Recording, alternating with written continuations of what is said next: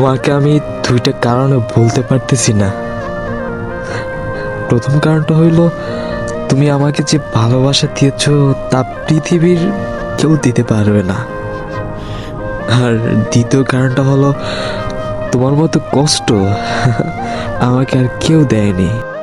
তুমি আমাকে যদি 1000টাও কষ্ট দাও, তাহলে আমি তোমাকেই ভালোবাসবো।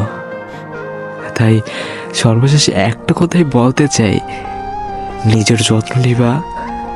আর কখনো যদি আমার কথা মনে পড়ে, তাহলে আমার খারাপ দিকগুলো মনে কইরা আমাকে ঘৃণা কইরো।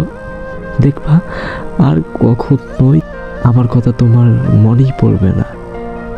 ভালো থেকো।